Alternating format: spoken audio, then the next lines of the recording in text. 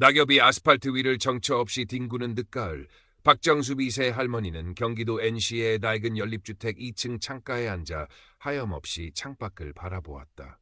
남편을 먼저 떠나보낸 지 꼭 5년째 되는 해였다. 교사였던 남편은 늘 자상했고 집안은 그의 온기로 가득했었다. 하지만 이제 그 온기는 싸늘한 적막으로 바뀐 지 오래였다. 결혼해 분가한 아들, 딸은 명절이나 생일이 되어야 겨우 얼굴을 비췄고 그나마도 각자의 삶에 바빠 오래 머물지 못했다. 사는 게 다 그런 거지 뭐. 정순 할머니는 입버릇처럼 중얼거렸지만 가슴 한구석의 허전함은 좀처럼 채워지지 않았다. 젊었을 적에는 친구들과 어울려 등산도 다니고 노래교실도 열심히 다녔지만 남편이 떠난 후로는 모든 것이 시들해졌다. 유일한 낙은 가끔 손녀 수희세과 통화하는 것, 그리고 적적함을 달래기 위해 틀어놓은 낡은 텔레비전뿐이었다. 어머니, 요즘 통기운이 없어 보이시는데 뭐 재미있는 일이라도 찾아보시는 게 어때요? 며칠 전 큰아들이 전화로나마 걱정스러운 목소리를 건넸지만 정순 할머니는 그저 괜찮다, 괜찮다 말할 뿐이었다. 젊은 애들이야 스마트폰으로 세상 온갖 재미를 다 누리고 산다지만 돋보기 없이는 문자 메시지 하나 제대로 읽기 힘든 자신에게는 먼 나라 이야기 같았다.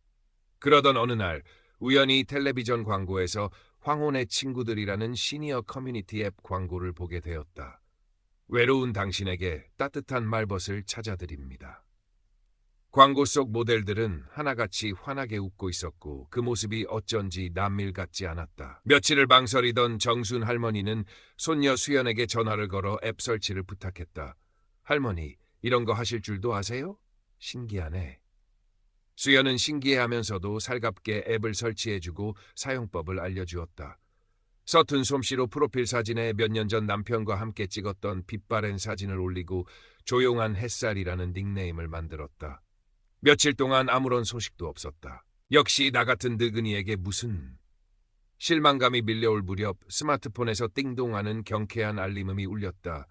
따뜻한 미소라는 닉네임의 남성으로부터 온 메시지였다. 안녕하세요, 조용한 햇살님. 프로필 사진 속 미소가 참 고우십니다. 혹시 괜찮으시다면 저와 말벗이 되어주시겠어요? 정순 할머니는 가슴이 살짝 두근거리는 것을 느꼈다. 얼마 만에 느껴보는 낯선 이의 관심인지 떨리는 손으로 답장을 보냈다. 네, 안녕하세요. 부족하지만 저도 좋습니다. 그것이 모든 일의 시작이었다. 따뜻한 미소는 자신을 최건우 가명하고 소개했다. 해외에서 건설 사업을 하다 은퇴하고 지금은 조용히 노후를 즐기고 있다는 그였다. 최건우는 매일 아침 저녁으로 정순 할머니에게 문안 인사를 보냈고 그녀의 소소한 일상 이야기에 귀 기울이며 살뜰하게 공감해 주었다. 여사님의 목소리를 들으면 돌아가신 제 어머님이 생각납니다. 여사님처럼 고운 분을 알게 된 건 제 인생의 마지막 행운입니다. 그의 다정하고 공손한 말투, 외로움을 알아주는 듯한 따뜻한 메시지에 정순 할머니는 조금씩 마음의 빗장을 풀기 시작했다. 어느덧 정순 할머니에게 최건우는 하루 중 가장 기다려지는 존재가 되었다. 남편 사후 처음으로 누군가에게 속 깊은 이야기를 털어놓으며 위안을 얻었고 때로는 소녀처럼 설레기도 했다. 최건우는 가끔 해외에 있어 직접 찾아뵙지 못해 너무 아쉽습니다라며 작은 온라인 기프티콘, 커피, 케이크 등을 보내왔고 한국에 들어가면 가장 먼저 여사님을 찾아뵙고 싶습니다. 그때까지 건강하게 잘 지내셔야 합니다라는 말을 반복하며 기대감을 심어주었다. 정순 할머니는 그 말을 철석같이 믿었고 어쩌면 황혼에 찾아온 마지막 로맨스일지도 모른다는 생각에 가슴이 부풀었다. 주말에 할머니 댁을 찾은 손녀 수연은 할머니의 얼굴에 전에 없던 생기가 도는 것을 발견했다. 스마트폰을 들여다보며 혼자 미소 짓는 모습도 여러 번 목격했다. 할머니, 요즘 무슨 좋은 일 있으세요? 얼굴이 아주 환해지셨네. 수연이 묻자 정순 할머니는 그냥 좋은 사람을 알게 됐어. 아주 점잖고 말도 잘 통하고 라며 얼버무렸다. 수연은 할머니의 그런 모습이 조금 낯설면서도 한편으로는 다행이라는 생각을 했다. 외로우셨는데 말벗이라도 생기셨으니 잘된 일이지. 하지만 마음 한구석에는 막연한 불안감이 고개를 들었다. 너무 쉽게 사람을 믿는 할머니의 성정 때문이었다. 어느 날 최건우는 조심스럽게 정순 할머니에게 부탁을 해왔다. 사실은 한국에 있는 제 오랜 지인이 갑자기 아들 병원비가 급하게 필요하게 되었는데 제가 지금 해외라 바로 송금해주기가 어렵습니다. 혹시 여사님께서 괜찮으시다면 50만 원만 대신 좀 보내주실 수 있을까요? 제가 내일 바로 여사님 계좌로 이자까지 넉넉하게 쳐서 보내드리겠습니다. 그의 목소리에는 간절함과 미안함이 묻어 있었다. 정순 할머니는 순간 망설였다. 생면부지의 사람에게 그것도 남의 부탁으로 돈을 보내는 것이 영 내키지 않았다.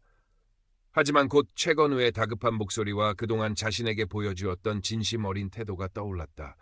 나를 얼마나 믿었으면 이런 부탁을 하실까? 이 정도는 내가 도와드릴 수 있지. 그녀는 최건우에게 걱정 마세요. 제가 보내드릴게요 라고 답하고 곧바로 은행으로 향했다. ATM 앞에서 잠시 망설였지만 신뢰의 증표라는 최건우의 말이 귓가에 맴돌았다. 다음 날 아침 정순 할머니의 통장에는 정확히 55만 원이 입금되었다. 최건우는 곧바로 전화를 걸어왔다. 여사님 정말 감사합니다.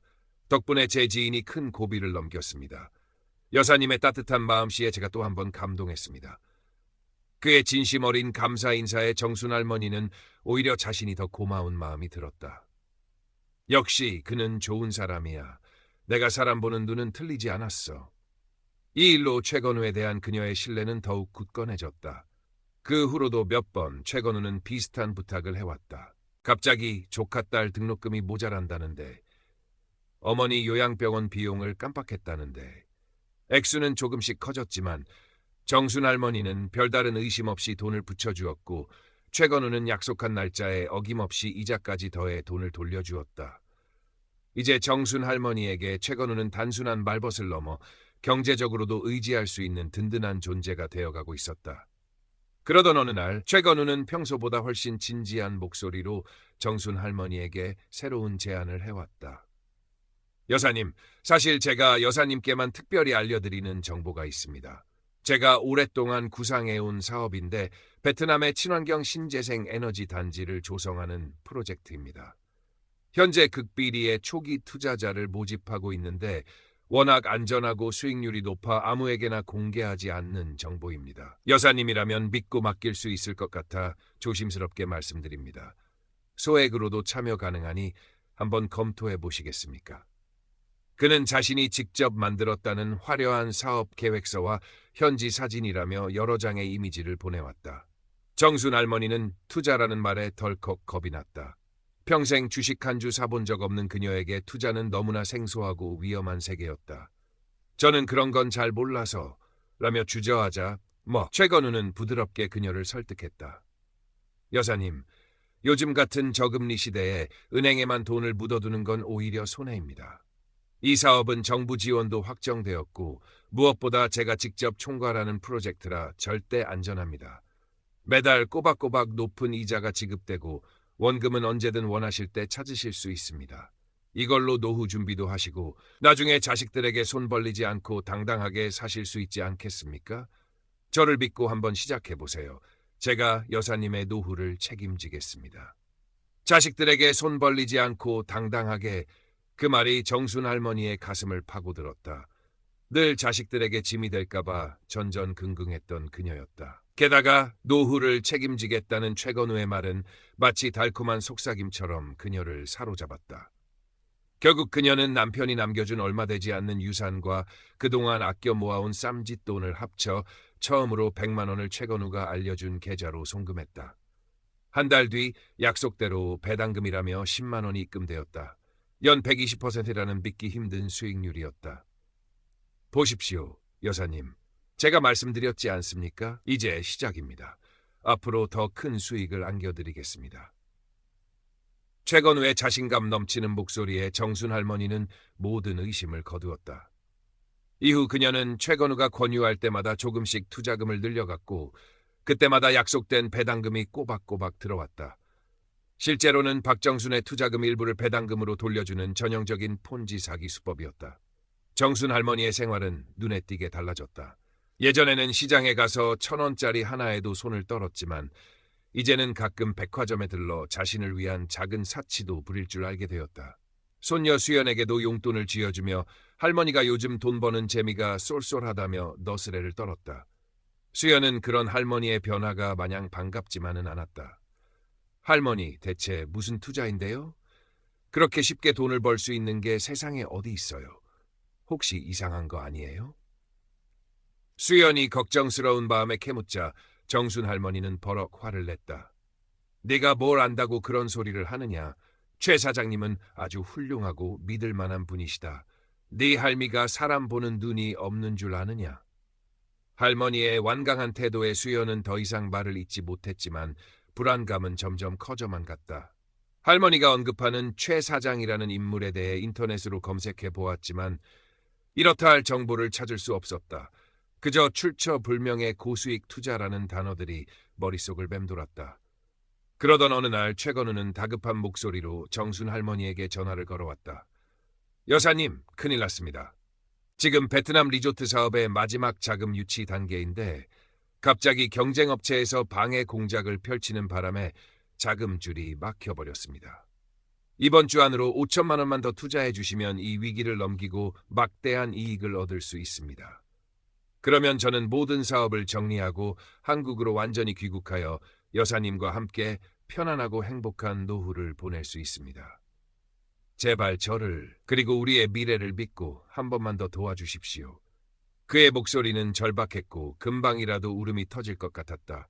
5천만 원, 평생 만져본 적도 없는 큰 돈이었다.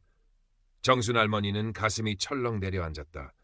최 사장님, 저는 그만한 돈이 없어요. 그녀의 목소리가 떨려 나왔다. 여사님, 방법이 있을 겁니다. 평생 모아두신 적금이나 예금이 있지 않으십니까? 아니면 혹시 자녀분들께 잠시 빌려보실 수는 없을까요? 이번 고비만 넘기면 몇 배로 돌려드릴 수 있습니다. 제 모든 것을 걸고 약속드립니다. 최건우는 매일같이 전화와 메시지로 정순 할머니를 압박했다. 시간이 없습니다, 여사님. 오늘 결정해 주셔야 합니다. 이번 기회를 놓치면 우리는 모든 것을 잃게 됩니다. 그의 애원과 협박이 뒤섞인 말들에 정순 할머니는 밤잠을 이루지 못했다. 한편으로는 이러다 정말 사귀면 어떡하지라는 두려움이 엄습했지만 다른 한편으로는 최 사장님만 믿으면 돼.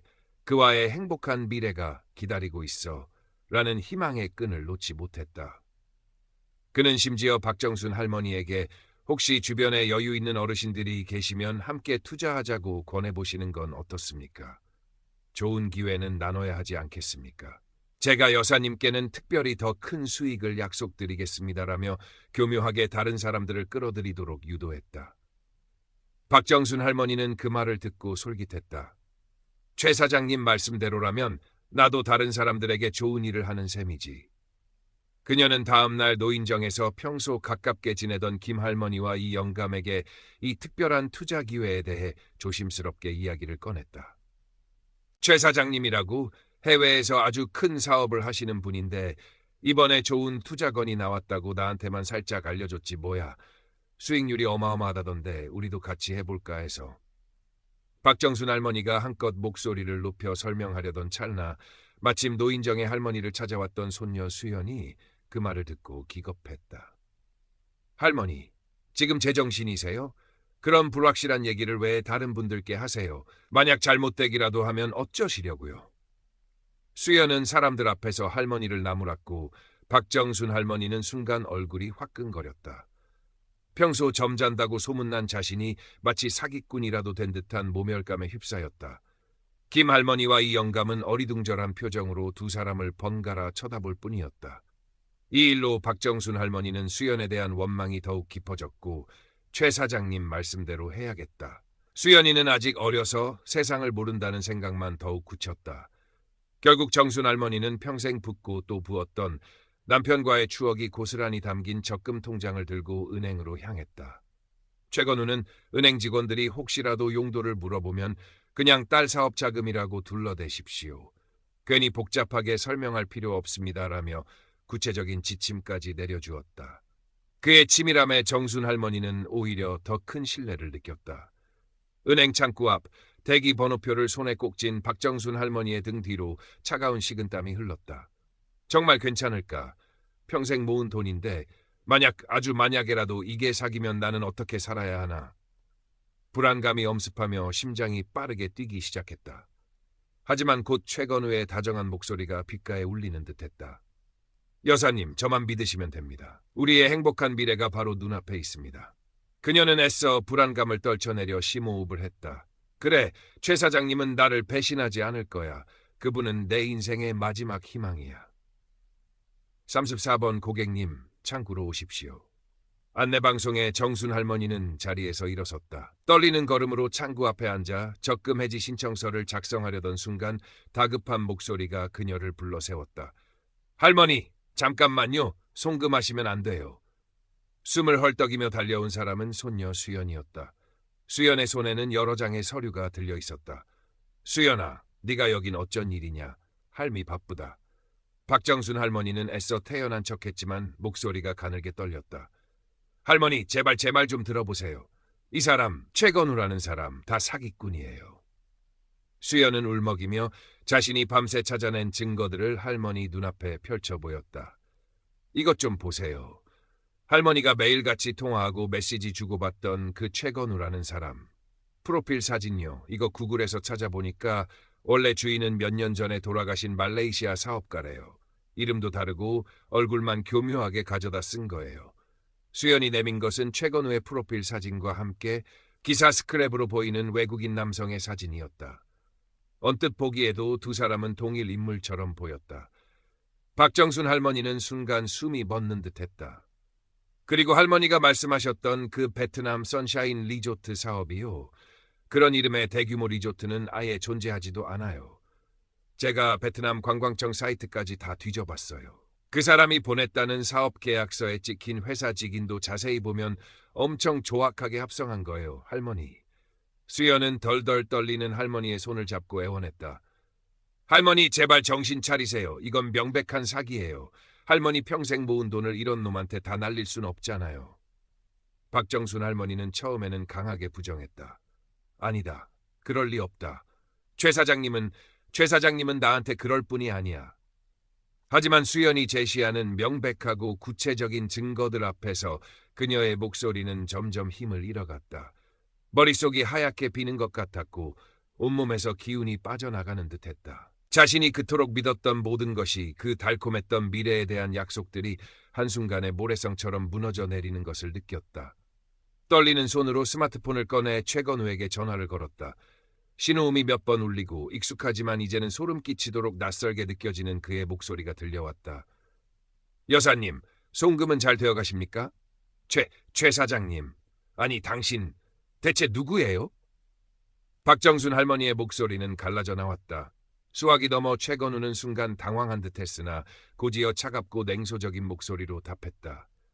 무슨 말씀이신지 모르겠군요, 여사님. 투자는 원래 자기 책임하에 하는 겁니다.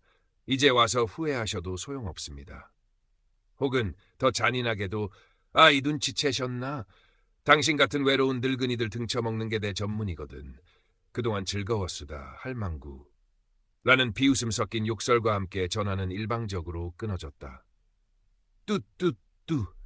단절된 통화음만이 텅 빈 은행 로비에 울려 퍼지는 듯했다. 박정순 할머니는 그 자리에 주저앉아 오열했다. 평생을 성실하게 살아온 자신에게 어째서 이런 시련이 닥친 것인지 허망함과 배신감, 그리고 스스로에 대한 깊은 자괴감에 몸서리쳤다. 수연은 아무 말 없이 할머니의 어깨를 감싸 안고 함께 눈물을 흘렸다. 주변 사람들의 안타까운 시선이 느껴졌지만 지금 그녀에게는 아무것도 보이지도 들리지도 않았다. 그날 오후 수연의 부축을 받아 찾은 경찰서에서 박정순 할머니는 떨리는 목소리로 피해 사실을 진술했다. 담당 경찰관은 안타까운 표정으로 그녀의 이야기를 들어주었지만 범인이 해외에 거주하며 대포폰과 차명 계좌를 사용한 것으로 보여 검거가 쉽지 않고 피해 금액을 회수할 가능성도 매우 희박합니다라는 비관적인 답변만이 돌아왔다. 마지막 희망마저 사라진 듯한 절망감에 박정순 할머니는 다시 한번 고개를 떨구었다. 며칠 밤낮을 식음을 전폐하고 방 안에만 틀어박혀 지내는 할머니를 보며 수연의 마음은 찢어질 듯 아팠다. 그녀는 묵묵히 할머니 곁을 지키며 등을 토닥여주고 입맛이 없을 할머니를 위해 따뜻한 죽을 끓여 방으로 가져다 주었다. 할머니 잘못 아니에요. 그놈들이 나쁜 거예요. 할머니는 그저 외로우셨을 뿐이에요. 사람이 사람을 믿는 게 어떻게 죄가 될 수 있겠어요. 수연의 진심 어린 위로에 굳게 닫혀있던 박정순 할머니의 마음이 조금씩 열리기 시작했다. 그녀는 어린아이처럼 수연의 품에 안겨 그동안 억눌러왔던 서름과 분노, 자신의 어리석음에 대한 자책감을 토해내며 한참을 울었다. 눈물은 뺨을 타고 흘러 수연의 옷깃을 적셨지만 이상하게도 마음은 조금씩 가벼워지는 것을 느꼈다. 어쩌면 이것이 치유의 시작일지도 몰랐다.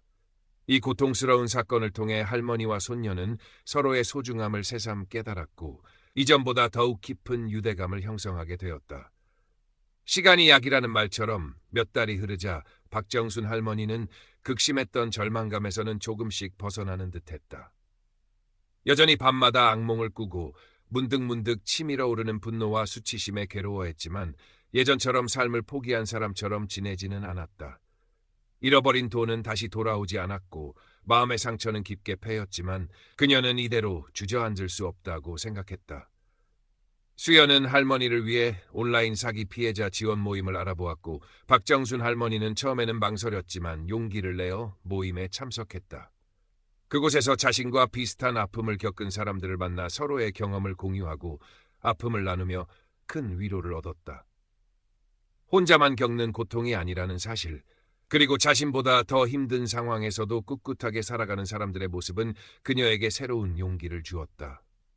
어느 날 박정순 할머니는 수연에게 조심스럽게 말했다. 수연아, 내가 다른 사람들에게 내 이야기를 좀 해주고 싶구나. 나처럼 어리석게 당하는 사람이 더는 없었으면 좋겠다. 그 말을 들은 수연은 할머니의 손을 꼭 잡았다. 할머니, 정말 좋은 생각이세요. 제가 도와드릴게요. 그 후 박정순 할머니는 지역 노인복지관과 연계하여 스마트폰 금융 사기 예방 교실을 여는 데 참여하기 시작했다.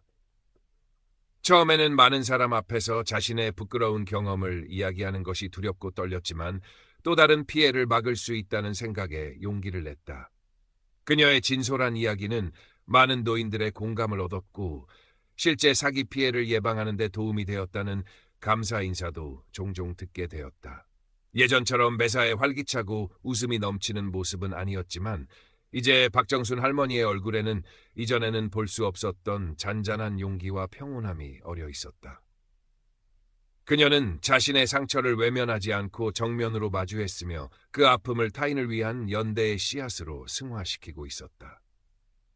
늦은 오후에 햇살이 따스하게 내리쬐는 공원 벤치에 박정순 할머니와 손녀 수연이 나란히 앉아 있었다. 할머니는 수연이 떠준 뜨개질 목도리를 매만지며 잔잔한 미소를 지었다. 수연아, 네 덕분에 할미가 다시 살 힘을 얻었다.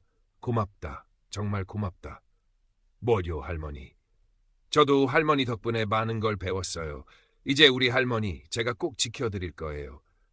수연은 할머니의 어깨를 살며시 감쌌다. 두 사람의 얼굴에는 시련을 함께 이겨낸 사람만이 가질 수 있는 깊은 신뢰와 따뜻한 사랑이 가득했다. 공원 한쪽에 심어진 어린 나무가 가을 바람에도 꿋꿋이 서 있는 것처럼 박정순 할머니의 삶도 이제 새로운 희망을 향해 다시 한번 뿌리를 내리고 있었다.